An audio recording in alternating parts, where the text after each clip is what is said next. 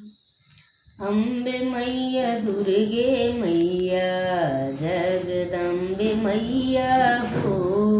अंबे मैया दुर्गे मैया जगदम्बे मैया हो।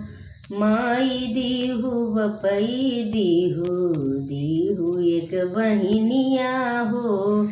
छोटा सा बिरनमा दैदा राखी के बन्हाई हो। छोटा सा बिरनमा दैदा राखी के बन्हाई हो। अंबे मैया दुर्गे मैया जगदम्बे मैया हो।